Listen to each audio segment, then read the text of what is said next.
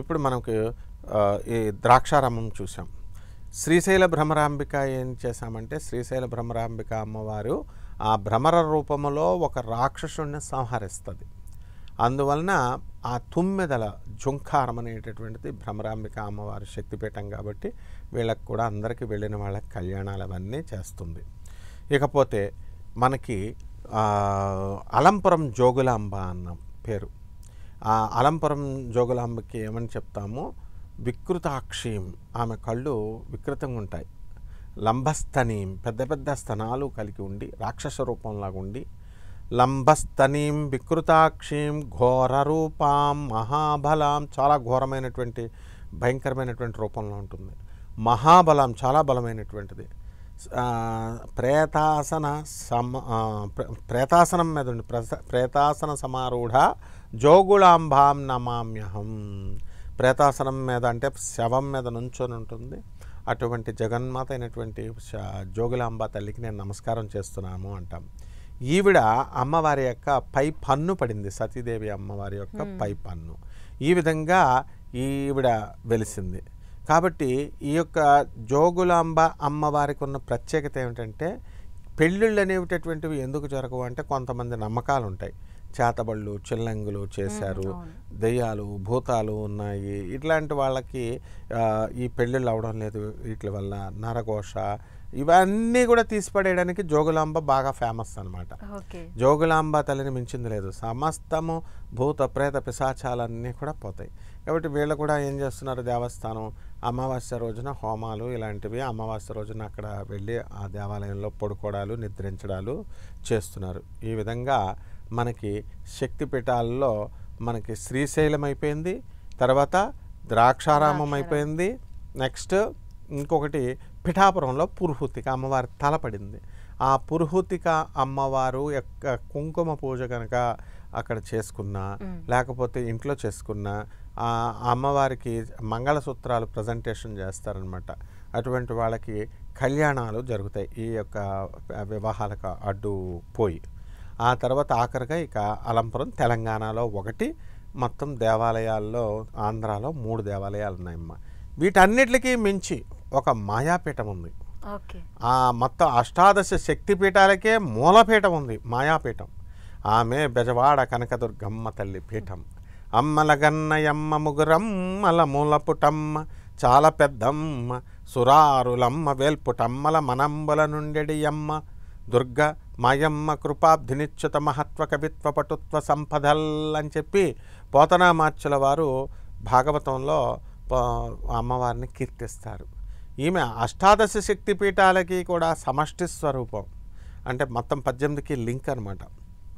అందువలన అక్కడ కూడా అర్జునుడు ఇంద్రకీలాద్రి పర్వతం మీద తపస్సు చేసినటువంటి ప్లేస్ అది, అక్కడ పాశుపతాస్త్రం సంపాదించినటువంటి ప్లేస్.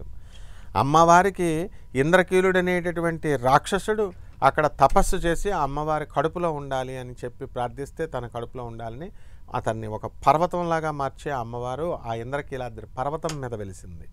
ఆ తర్వాత అందుకనే ప్రతి కొండ మీద ఉండేటటువంటి అమ్మవారు బెజవాడలో ఈ యొక్క గుడిలో మా గుడి మధ్యలో ఉంటుందన్నమాట. అలాగే మాధవవర్మ అనేటటువంటి ఒక రాజు ధర్మంగా పాలిస్తున్నవాడు, వాళ్ళ కొడుకు వేరే వల్ల యువరాజు వల్ల వేరే అబ్బాయి చచ్చిపోయాడని చెప్పి పక్షపాతం లేకుండా తన కొడుకు కూడా మరణశిక్ష విధించినప్పుడు బంగారపు చినుకులతో వర్షం కురిపించింది. అందువల్లనే దుర్గ కనకదుర్గ అయింది. మాధవవర్పమంటి మహికాంతుల నరించిన తల్లి నీవు, అన మహిషాసుని మర్ధించిన జనని నీవు, లేరు నీ వంటి వారలి దారుణీ తలంబనం జోడనట్టియో శంభురాణి అంటూ ఈ బెజవాడ కనకదుర్గమ్మని కూడా దర్శించుకొని అక్కడ కుంకుమార్చన ఇంట్లో కనుక చేసుకున్నా, అక్కడ చేసుకున్నా సమస్త కళ్యాణాలు జరుగుతాయమ్మ. అదేవిధంగా గురువు గారు, పెళ్ళి కాక కొంతమంది బాధపడుతుంటే, పెళ్ళైనా పిల్లలు పుట్టక కొంతమంది బాధపడుతుంటారు. అయితే పెళ్ళైన తర్వాత పిల్లలు పుట్టక ఉన్న వాళ్ళు ఏ ఏ దేవాలయాలకు వెళ్తే పిల్లలు పుట్టే అవకాశం ఉంటుంది? పెళ్ళి కాకుండా మామూలుగా ఈ బాధలు పడేటటువంటి వాళ్ళకి శుక్ర గురు దోషాలు సర్పదోషాలు చెప్పాం కదా, ఈ కేవలం ఆంధ్రాలో జరిగినాయి మనం చెప్తున్నాం. ఇప్పుడు సంతానానికి అధిపతి సుబ్రహ్మణ్యేశ్వర స్వామి కాబట్టి ఎవరికైతే ఈ యొక్క సుబ్రహ్మణ్యేశ్వర స్వామి ఆరాధన చేస్తారో, అలాగే అభిషేకాలు చేస్తారో, ఓం శరవణ భవ అనేటటువంటి నామంతో ఆ స్వామివారికి చేస్తారో అటువంటి వాళ్ళకి సంతానం కలుగుతుంది. వీళ్ళు ఏ దేవాలయానికి వెళ్ళాలంటే గురుదేవుడైనటువంటి దత్తాత్రేయ స్వాముల వారు గాణగాపురంలో ఉన్నారు. అక్కడికి గురుబలం పెరుగుతుంది, అక్కడ వివాహాలు కలుగుతాయి, సంతానము కలుగుతుంది గురుబలం వల్ల. పళని సుబ్రహ్మణ్యేశ్వర స్వామి అంటాం. పళని సుబ్రహ్మణ్యేశ్వర స్వామి వారి గుడికి కనుక వెళితే ఆయన బాలసుబ్రహ్మణ్యం రూపంలో ఉంటాడు. మన రాష్ట్రంలో లేకపోయినా పక్క రాష్ట్రం కాబట్టి తమిళనాడులో అక్కడ కూడా సంతానం కలుగుతుంది. అలాగే మనం తిరుపతి వెళ్తాం కదా, తిరుపతి నుంచి మెడ్రాస్ వెళ్ళేటటువంటి దారిలో కానీ ఆ దారిలో మనకి తిరుత్తణి అని గుడి ఉంటుంది. ఆ తిరుత్తణిలో కూడా సుబ్రహ్మణ్యేశ్వర స్వామి వారు వెలిశారు.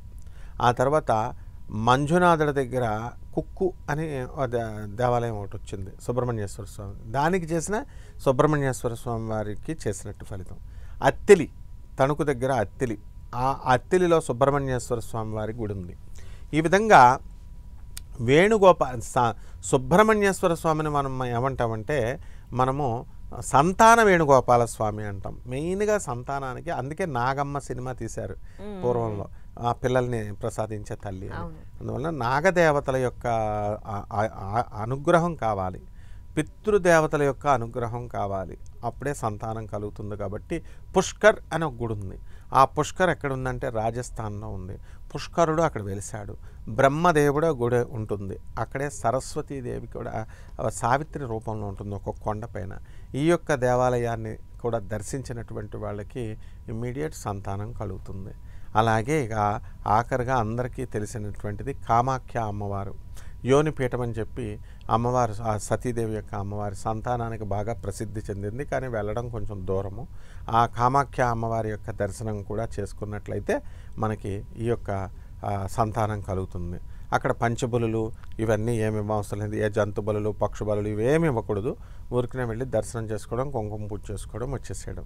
ఇవన్నీ అష్టాదశ శక్తి పీఠాలు, ఈ యొక్క సుబ్రహ్మణ్యేశ్వర స్వామి గుళ్ళు ఇలా విడివిడిగా తిరగలేనటువంటి వాళ్ళు, తమిళనాడు కర్ణాటక వెళ్ళి దత్తాత్రేయ స్వామి గుడి తిరగలేనటువంటి వాళ్ళు ఒకే ఒక్క దేవాలయం ఉందమ్మా ప్రపంచం మొత్తం మీద. అది ఒకటే బెజవాడ కనకదుర్గమ్మ తల్లి మాయాపీఠం. ఆ అమ్మవారి దర్శనం చేసుకుంటే సమస్తం తిరుపతి కూడా మనం వెళ్ళినట్టు ఫలితం. అందువలనంటే అమ్మ ఆదిపరాశక్తి, మూలపు శక్తి. ఎలాగంటే ఏ దేవాలయం చూసినా ఆ సరస్వతీదేవి గుడో, లక్ష్మీదేవి గుడో, ఇలాగా దుర్గా పార్వతీదేవి గుడో అని ఉంటుంది.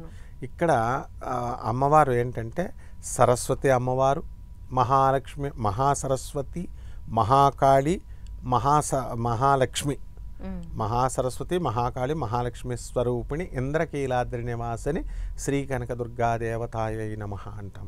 అందువలన పాప అందరి దగ్గర డబ్బులు ఉండవు కదా పుష్కరం అన్ని దేవస్థానాలకి. ఇది దగ్గరే కాబట్టి మనం బెజవాడ కనకదుర్గమ్మ తల్లి దర్శనం చేసుకుంటే పిల్లలు పుడతారు, పెళ్ళిళ్ళు అవుతాయి, సమస్త అప్పుల బాధలు కూడా తొలగిపోతాయి.